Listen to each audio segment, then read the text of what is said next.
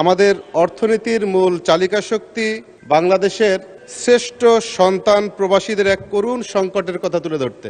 কিন্তু অত্যন্ত পরিতাপের বিষয় হলো বর্তমানে লক্ষ লক্ষ প্রবাসী এক ভয়াবহ পাসপোর্ট সংকটে ভুগছে।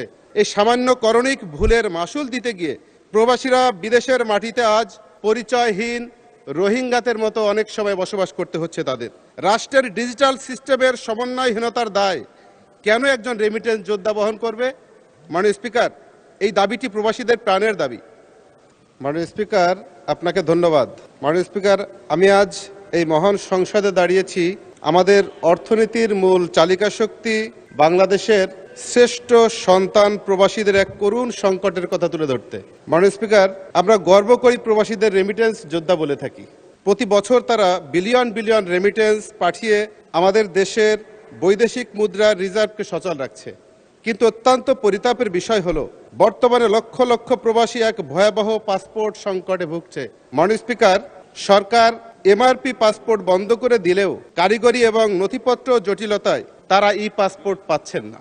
সমস্যাটি অত্যন্ত তুচ্ছ এবং ছোট মনে হলেও এর প্রভাব অত্যন্ত ভয়াবহ।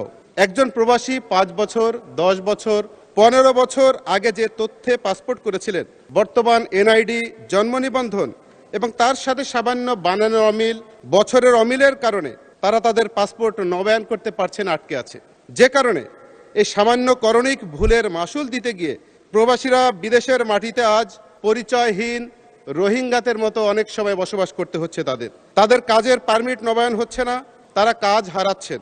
এমনকি অনেককে এই জটিলতার কারণে জেলেও যেতে হচ্ছে। রাষ্ট্রের ডিজিটাল সিস্টেমের সমন্বয়হীনতার দায় কেন একজন রেমিটেন্স যোদ্ধা বহন করবে? মাননীয় স্পিকার, এই দাবিটি প্রবাসীদের প্রাণের দাবি।